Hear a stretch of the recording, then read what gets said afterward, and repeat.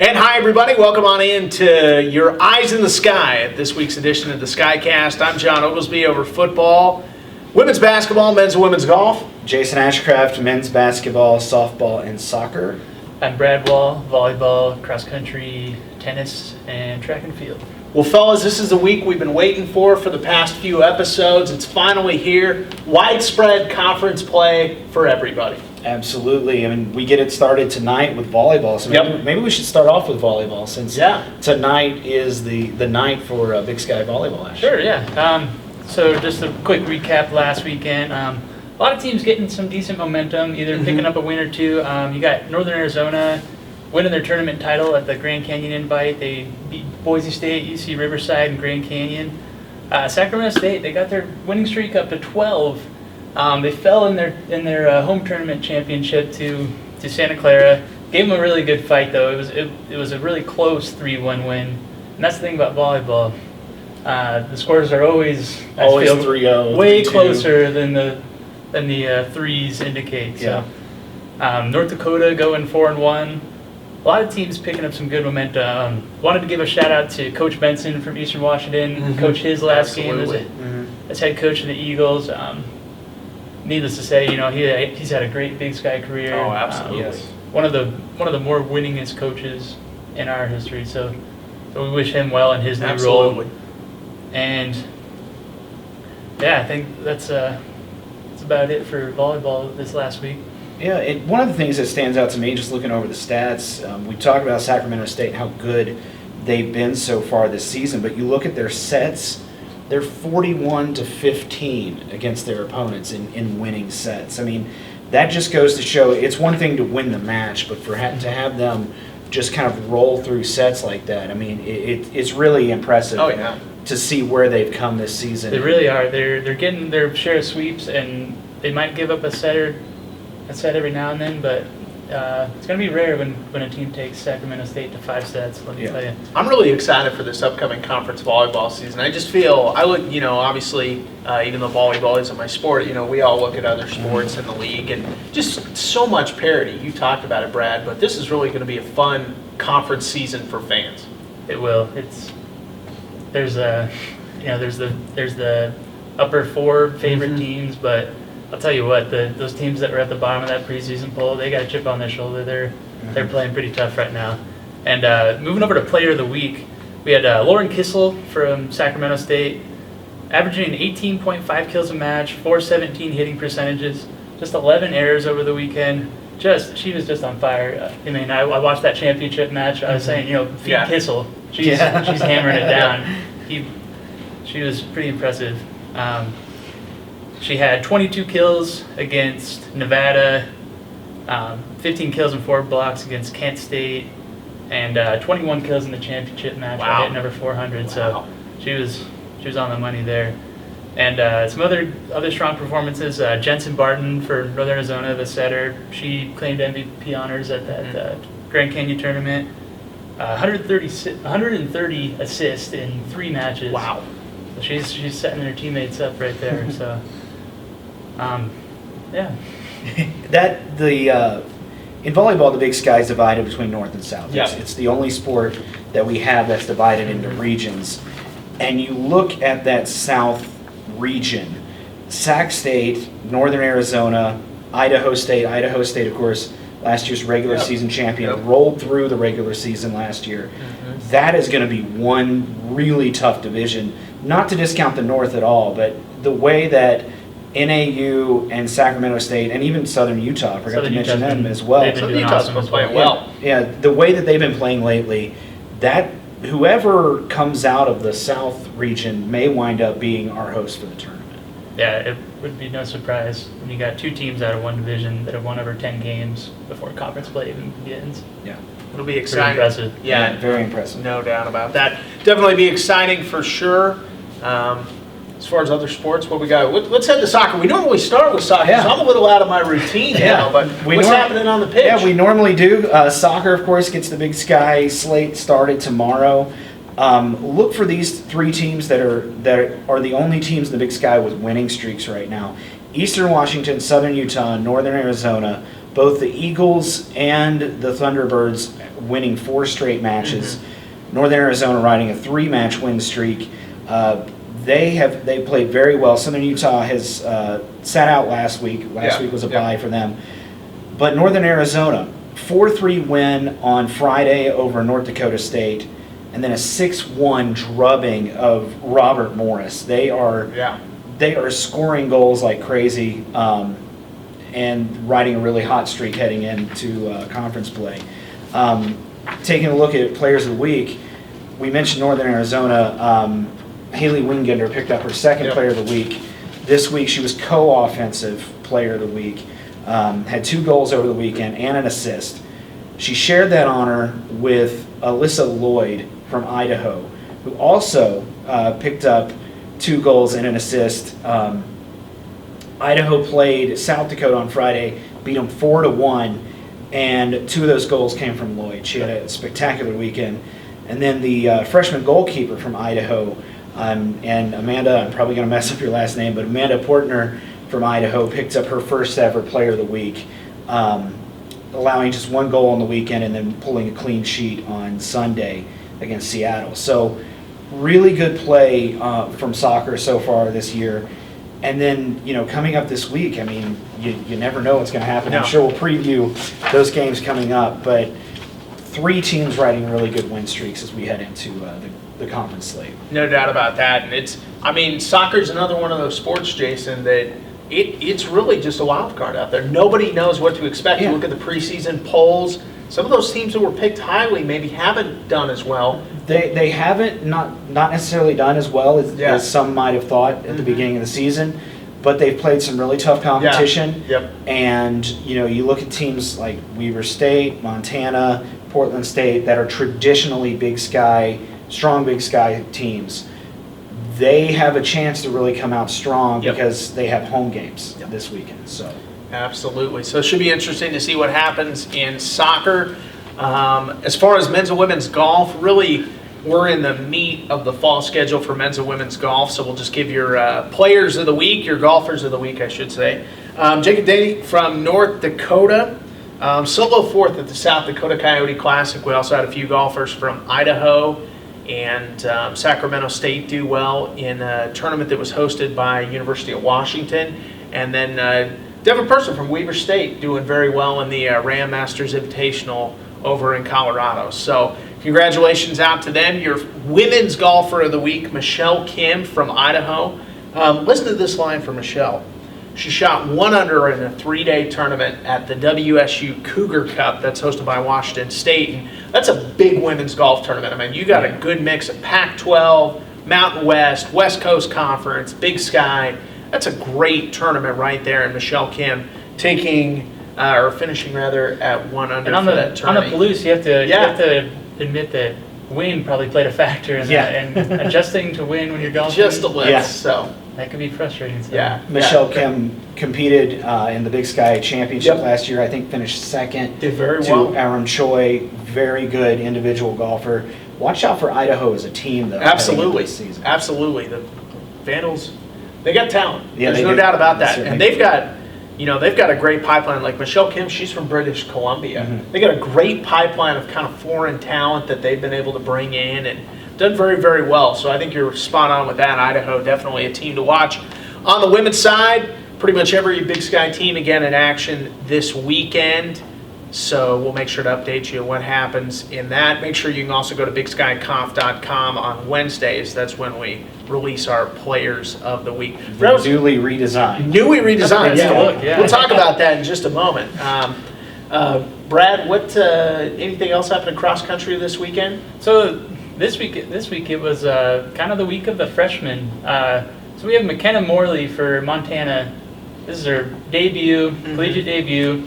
Goes out and wins the 3-mile race by over 40 seconds. Just wire to wire, dominates it. McKenna was a girl. Very, very decorated career in high school. One of the Montana's treasures as far as cross country and track is concerned. So definitely no kept secret anymore, though. Win. But yeah, great race by McKenna. And then a freshman from Montana State, Justice Lamer, he takes second overall. His teammate Jake Turner was leading. Unfortunately, pulled out with an injury. Oh, boy. We hope that Jake's able to get back from that. But strong race from Justice. He takes second overall. And that was kind of the highlight of the weekend. NAU ran in Tucson, at Arizona. Didn't run their top 7. It was a good challenge for the Lumberjacks to kind of see who wants to get that 8th spot on their team, which would be pretty good. Yep. And in Northern Colorado, the women took 9th over at Nebraska, so it's not a bad weekend in cross country. Absolutely not. And then this weekend, really competitive meets. We have 4 teams. Northern Arizona's heading to the Cowboy Jamboree at Oklahoma State. Okay. Oklahoma State, a very, very strong cross-country program. Southern Utah and Weber State going to the Roy Griak Invitational in Minnesota. Another big, It's a very big, really big meet over there. And Sacramento State competing at Stanford, who's got 2 top 5 nationally ranked teams, men and women. So there'll be some good results coming out of cross country this week. Cardinal definitely a lot strong of fast program, no runners. doubt about that. Yeah, so let's, we'll turn our attention to what happened at Big Sky football this past weekend. It was really a mixed bag for football, fellas, to tell you quite honestly. Not as good a non-conference weekend so far as we have seen. Idaho State lost to an FBS opponent, but you take a look, Idaho State falls 52-0 Friday night against Boise State. Boise State, a really good team, by the way. And Mike Kramer yesterday on the coach's call, very encouraged by how well they hung with Boise, but Idaho State still falling there. We're going to get some of the scores maybe that were a little rougher out of the way first.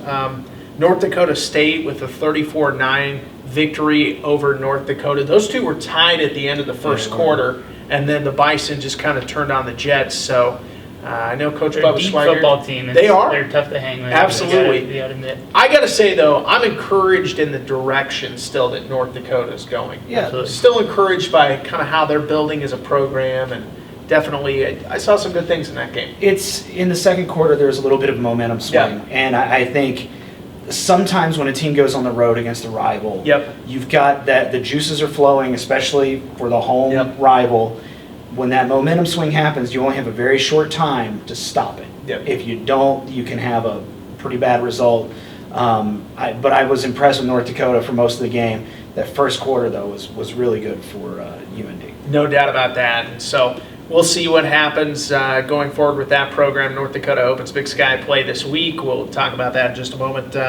Some other scores, Liberty with a 31-21 victory over Montana. Montana, and this is a problem that happened too with Cal Poly. They lost 34-20 to Northern Iowa. Slow starts. Yep. And that slow starts allowed Liberty and Northern Iowa respectively to get big leads, and teams just weren't really able to overcome that. You have to wonder if the road trip played a little bit into it with Absolutely. Montana. Yep. We were in Reno this weekend. I spoke with some of the Montana folks at our meetings there, and that's a 4-hour plane ride. Oh, yeah, absolutely.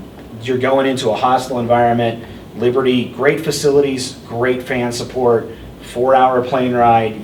Maybe that had a little bit something to do with the slow start. It something definitely did. The Grizz turned it on there, though. Second quarter into the third quarter, you felt like they had momentum, chance to take the lead, but just were never able to do so as they fall to Liberty. The Cal Poly game, that game was in San Luis Obispo, and again, just Northern Iowa came out and scored early and often on their first 4 drives, and that really put Cal Poly behind the 8 ball. They weren't ever really able to recover. So sad to see that happen. Mustangs still nationally ranked. They're in a big game this weekend with Montana State. We'll talk about that in just a moment. Some other results. Northern Arizona falling 77-13 at Arizona. What's interesting, and this is a credit, I think, more to how good a program is Arizona. Arizona's going to be a great program. They are a great program already, but they're going to be very good in the Pac-12 South this year. So Northern Arizona trails 14-13 after Case Cookus hits Emmanuel Butler on a long scoring play. 14-13 in the second quarter. Start to see Twitter open up a little bit. The upset alert stuff starts to happen. And then, Arizona just goes on a 63-0 scoring run. Again, I left that game after watching it feeling more impressed with Arizona than I was disappointed in Northern Arizona. I think Northern Arizona is still going to be a good football team. That's still a great tune-up heading into conference play. Absolutely. Yeah. And they'll be in another hostile environment this weekend. We'll preview that game in just a moment. Running through some of the other scores. Hawaii beating UC Davis 47-27. UC Davis, another team, had a second quarter lead, close in the third quarter. Norm Chow and the Rainbow Warriors able to pull away there late, but I thought it was after that game, I felt like I knew a little bit more who UC Davis is as a football team. And kudos to those of you who stayed up to watch that game. Yeah, for those of us on the mainland, that was a late night. it was. That's one way to put it. Yes, sir. So those are some of the other scores. Let's get to, though, we had some big conference performances. Yes, we did. And I want to, there were two games, non-conference games that were played between conference teams, and then one conference game. We'll start with the conference game first. Southern Utah with a big 30-3 win over Northern Colorado. And this, I think this is, Northern Colorado was 2-0. Yeah. Southern Utah 0-2, trying to find an identity. They were routed at South Dakota State. They come home, get a pick six, couple interceptions. Ammon Olsen has a good night running the ball. If you watched this week in Big Sky Football, which you can catch on our YouTube channel, you saw the highlight.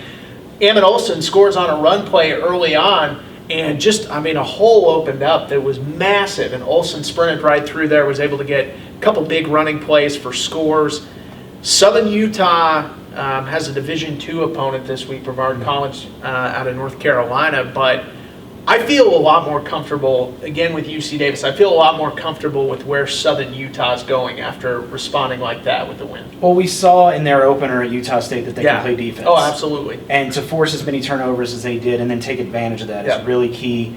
You know, we say it every week, defense is very important in the Big Sky. Yep. We'll get to that Eastern Washington and Montana State game. They love defense. But, that's really encouraging to see from the T-Birds to come out and hold Northern Colorado to just 3 points. Yeah. And put some points up in the process. Absolutely. Get your offense rolling. Yeah. Absolutely. I think for Southern Utah, they've been that program that's been just looking for a bit of a breakout game offensively, because even against Utah State, they only scored 9 points in that game. So to get that momentum that kind of pushes you forward, big weekend. Yeah. Big weekend for Southern Utah. Again, they'll host a D2 opponent for their homecoming game this Saturday. Weber State, 32-14 win over Sacramento State. Even though Darnell Sankey came out on the losing side of that, 27 tackles in that game. Just a monster performance for him. But here's what struck me about the Weber State game, fellas. Safety Juwan Harrison, who was our Root Sports Defensive Player of the Week, 3 interceptions in that game. He came in, he wasn't even supposed to start. He was starting for an injured Mitch Tulane, who's the normal safety for the Wildcats. Juwan steps in, 3 picks in that game. I was at that game here in Ogden, and you just felt Weber State. You saw, they led wire to wire in that game, but you saw the wheels slowly start to turn for them a little bit, and you saw some momentum kind of open up for them. And it appeared in the second quarter, to me at least, they really started to find out who they are as a football team. You got to feel good for Harrison to come in off the bench and then just have that kind of performance. Monster game. Wake up in the morning thinking, I don't know how much time I'm going to get on the field. Yeah. And then to pull down interceptions like that, 3 interceptions, that you got to feel good for the guy. But I'm with you there. Weber State played very well, and it seems like things are starting to click for them. Things are starting to click, and special teams as well. Josh Galamakia, your Root Sports Special Teams Player of the Week. Josh with 4 field goals. He had a career-long 48-yarder. Josh Galamakia is so multi-dimensional. He is pretty much the special teams guy. Place kicker, also punts for the Wildcats, and had a good night doing that as well. 8 kickoffs, 5 touchbacks. He's a weapon, definitely. And Jay Hill has had a long history of being a special teams guru. That's certainly how he cut his teeth as an assistant coach at Utah. But he just appears to be another weapon that Weber State can use. To have a place kicker that can go 40-plus yards at the FCS level and do it consistently is a rare weapon. at the FCS level. So good for Josh there this And week. a sigh of relief sometimes on the sidelines when you see a touchback, so you're not having players running after each other. You see a lot of... Well, absolutely. I mean, anytime you get a touchback, you obviously prevent, any possible injury type situation. But as well, I mean, field position as a defense, you're going to have control of it. Yep. At that point, you also know that, again, you don't have to worry about, and we have a lot of great kick returners in this conference. Mm-hmm. You don't have to worry about those guys getting a full head of steam going after it. So, big performance for him as, again, the Wildcats roll in victory. Then maybe the game of the weekend. I'll tell you what. It was just sad we didn't see a lot of offense in this game. Eastern Washington picking up a big win over Montana State, 55-50. Everybody talked about it last week. The national media talked about it. Craig Haley from Stats talked about it on This Week in Big Sky Football.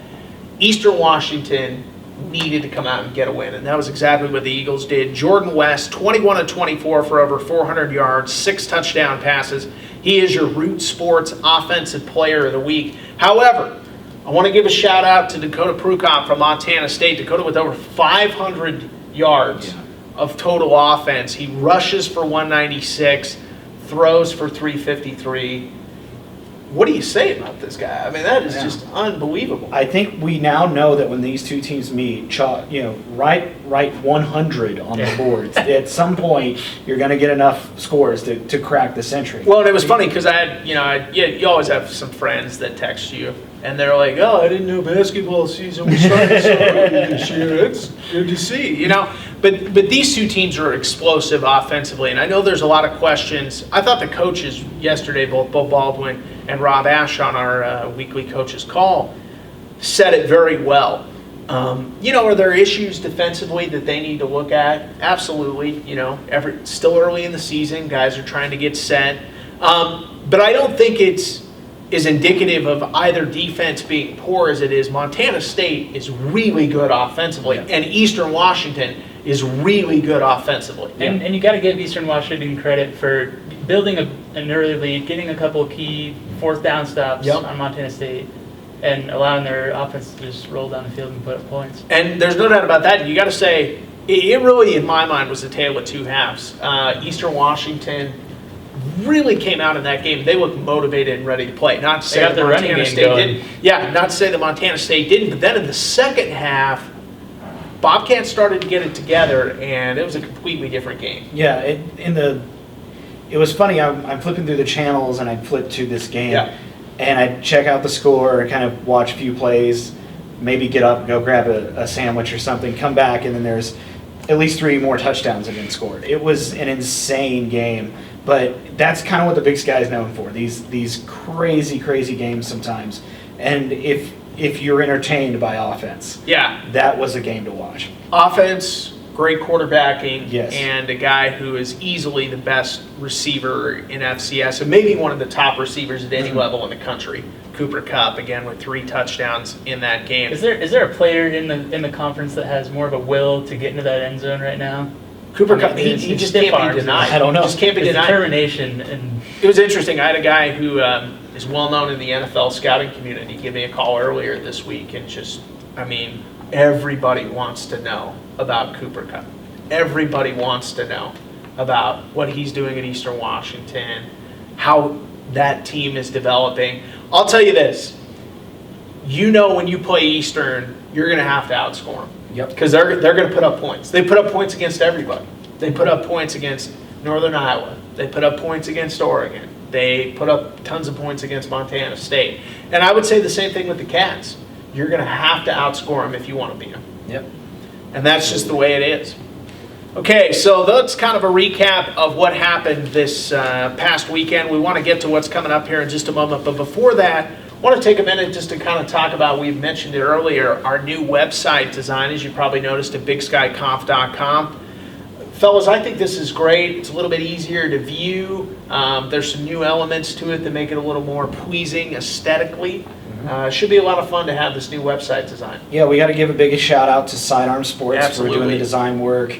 On a personal level, big kudos to Tanner Gooch and Yep. Brad here, who did a lot of the legwork as we were getting ready to go from the last round of corrections Yep. to the actual launch of the website. We've been getting a lot of great response from our fans out there about the new design.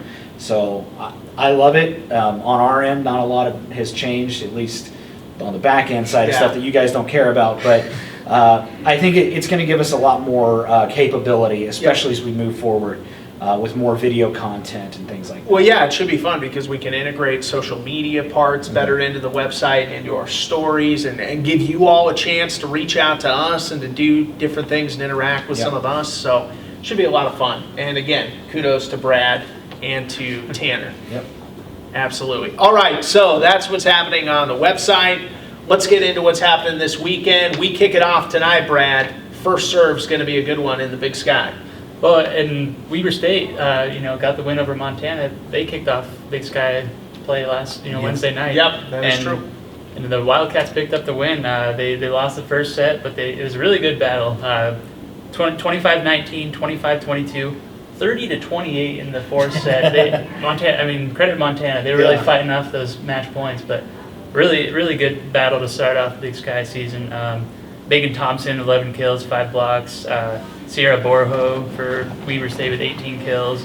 And then Hannah Sackett for Montana, West Virginia transfer, 17 kills, 10 digs. So some good numbers from those ladies to start it off. And then Thursday, starting tonight, got North Dakota facing Eastern in Cheney. Not Cheney. Not Cheney. Yeah. Northern Colorado visiting Idaho. You got the defending regular season champion Idaho State, preseason poll favorite visiting the Bobcats in Montana State. Northern Arizona, really hot team heading into conference play. They head up to Portland to face the Vikings, and this is a big matchup to me. Southern Utah and Sacramento State. Yeah, it's kind of an early Going season. ahead in Sacramento. These are two teams. Southern Utah 9-4, Sacramento State they're up there right now, 13-2. Really got a streaks going in non-league play and looking to keep the ball rolling in This conference is a play. crucial divisional rivalry right there too. Yeah. Both teams in the South region. Every time you play someone in your region, it's 10 times more important that you pull out a win. Absolutely. So that's what's going on this weekend in volleyball. And Saturday. And Saturday. Saturday also, we got the other slate. Northern Colorado defending tournament champions, visiting Eastern Washington, North Dakota going to Idaho. And it's hard. I got to give Sacramento State love because they've been playing so well, and they're hosting Northern Arizona. I think this is the kind of the tastiest matchup of the weekend. The Lumberjacks visiting Sacramento. Two of the hottest teams in the Big Sky right now, both with already 10 or more wins on the season. I'll be tuning into that for sure, along with the other games. But Yeah. I'll be keeping a close eye on that one. And Weber State visits Idaho State. Montana State got the Brawl the Wild already. Yeah. Enjoy that one, Big Sky fans. I know you'll get your popcorn ready for that. And Southern Utah visits Portland State. Some good ones. That North Dakota at Idaho game should be really, really fun to watch. There's a lot of talent between UND and Idaho. North Dakota on a good roll. Idaho, kind of one of those mysterious teams.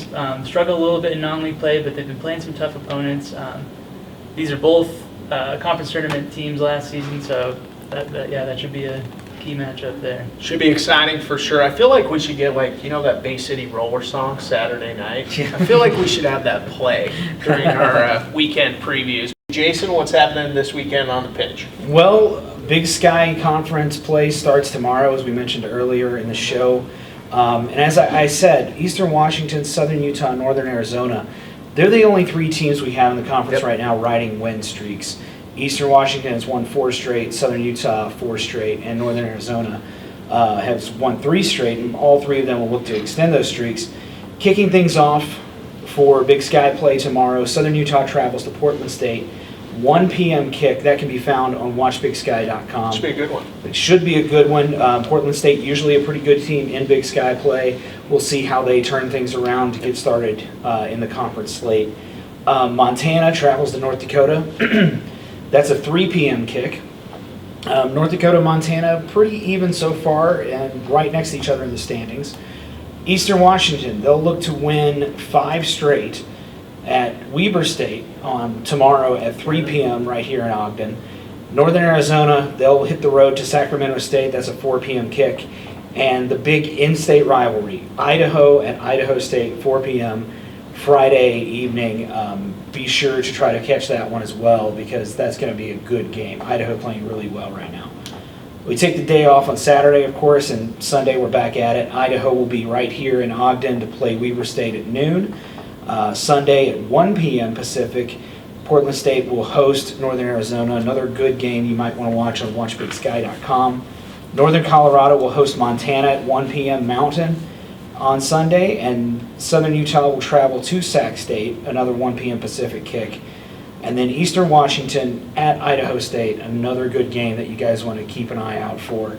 That's also at 1 p.m. Mountain Time to kick things off in Big Sky play. It's going to be an exciting week. It should be an exciting weekend, and we already heard volleyball's got a lot going on, soccer. Should be a fun weekend, and the big cherry on top of this Big Sky Sunday is football. We got a lot of good football coming up this weekend here at the Big Sky Conference. Starts off on Saturday early, well, not that early, 1 o'clock Central Time, but 1 o'clock Central Time, UC Davis. The Aggies will travel to North Dakota to face UND. That game again at 1 o'clock kickoff Central Time. It'll be available on Midco Sports Network as well as watchbigsky.com. I'm excited to see how this one turns out. See if UC Davis kind of builds on that momentum that they had, even though they lost to Hawaii. See if they build on that. But also to see how UND responds to that loss at North Dakota State. Yeah, it hasn't been, it's not much of a road trip from Grand Forks down to Fargo. So in a sense, UND's kind of had 2 weeks at home, not a lot of traveling for them. So it's going to be interesting to see how UC Davis responds with that long road trip, whereas UND's had quite some time there in North Dakota. Yeah, I mean, obviously UC Davis goes from Hawaii back to the mainland and then really into the mainland, so to the heartland. So it'd be interesting to see how that one turns out. Again, 1 o'clock Central Time, that kickoff on Midco Sports Network as well as watchbigsky.com. Big game in Bozeman this weekend. It's the only game between two nationally ranked teams in the country, so it should be a lot of fun. Cal Poly at Montana State. You get the sense, Brad, that Cal Poly's the type of team that's built to stop a Montana State with the way they play offense. Well, that triple option, you got two. I think that's the key matchup about this weekend. You got two very good running quarterbacks in Dakota Prukop and Chris Brown. I'm going to be looking at that box score after the game to look at those rushing totals, because those guys are going to put up some big numbers, and you could see a lot of points. Maybe not 105, whatever like Eastern, but you could see some points on this. Absolutely. Well, the reason I think this is a fun matchup is Cal Poly, with the way they play offense, really efficient. They weren't as efficient last week against Northern Iowa, but really efficient. Focus on those drives that just wear teams down. And against a team like Montana State, they're going to get points, but if you can limit those possessions, that can be the difference in a ball game. So I'm excited to see how that one turns out. 1:35 Mountain Time kickoff. Counts Media, KSBY, and watchbigsky.com. Another 1:35 game on Saturday. Weber State at Northern Colorado. This is the first Big Sky game for the Wildcats. And again, like that UC Davis North Dakota matchup, you got one team. Weber State played really well against Sacramento State last week, so they're kind of on the rise. How does Northern Colorado, they were 2-0, get blown out at Southern Utah? How do they respond? That's going to be the story. Northern Colorado is going to have to get the offense clicking. Yeah. 3 points last week isn't going to cut it. You're going to have to get some offensive momentum going. Good news for the Bears, it's at home. They play well in Greeley. They do play well in Greeley. That game again, 1:35 Mountain Time kickoff. It's available on Comcast Entertainment Television by Xfinity. Also available on watchbigsky.com. The Root Sports Game of the Week is Root Sports, your official television partner of the Big Sky Conference. Will come from Missoula, Montana this Saturday, 2 p.m. Mountain Time kickoff, as the Montana Grizzlies host Northern Arizona. NAU comes into that game 2-1, Montana 1-2. Brad, this is a must-win for Montana. Yeah, you got two teams coming in frustrated off of previous losses. Really, I mean, they're not in too big a hole right now, but it's a really good opportunity to dig yourself out, get that win, get back to 500 in conference play. Absolutely, get some momentum out there.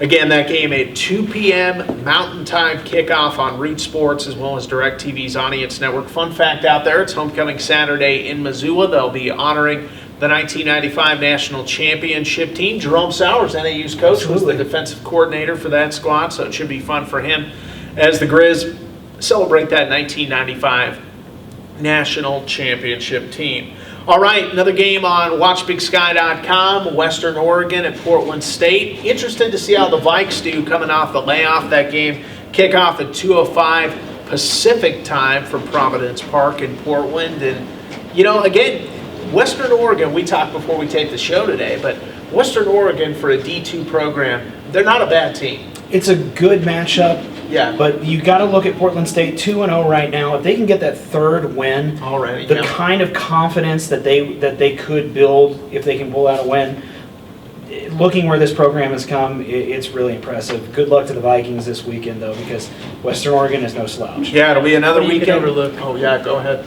Nobody you can overlook. Nobody for you sure. can overlook. They've had, 3 different opponents in terms of talent. You take on an FBS team in Washington State, and you take on an Idaho State conference school, and now you go down to Division II. But Barney's going to have them ready.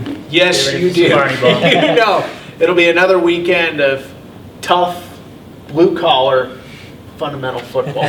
Hashtag Barney Ball. Hashtag Barney Ball. Best of luck out in Portland State this weekend. That game on WatchBigSky.com. It's a 6 p.m. kickoff for Southern Utah. They'll host Division II Brevard College out of North Carolina. That's also Southern Utah's homecoming, so enjoy the weekend down in Cedar City, folks. 6 p.m. kickoff on WatchBigSky.com. Then Idaho State going to Vegas. They'll take on the UNLV Rebels at Sam Boyd Stadium there in Vegas, so it should be a good time down there. That game will be on the Mountain West Network. Kickoff 6 p.m. Pacific time. I'm interested to see how the Bengals respond after that tough loss last weekend in Boise. I think they'll be playing with something to prove. Yeah. Shutout at Boise State. We know Idaho State is capable of putting points on the board. I think they'll go down to Las Vegas with a chip on their shoulder. Be interesting to see, that's for sure. Again, 6 p.m. Pacific time on the Mountain West Network. And then the nightcap, and it should be rather appetizing, Eastern Washington, Sacramento State. You've got several of the league's best offensive players going up against one of the league's top defensive players in Darnell Sankey for Sacramento State. That game, 6 p.m. Pacific time on WatchBigSky.com. And it should be a good one. It's really a proving game. I know Eastern Washington picked up a win, but this is another chance for them to really get those gears grinding in motion. And this is a good test for them. Sacramento State, a dynamic defensive team. To go down to Sac State and hopefully pull out a win if you're an Eastern Washington fan. That's a good test for the Eagles going forward. Yeah, and I think, for Sacramento State, too, they didn't play their best football last weekend in Ogden. They've admitted as such throughout this week. So it'll be interesting to see how they respond to the tough loss to Weber State. Absolutely. And that's kind of what we've got going on this weekend in the Big Sky Conference. Again, should be a good matchup. We want to remind you again, Root Sports, DirecTV's Audience Network, 2 o'clock on Saturday, Mountain Time.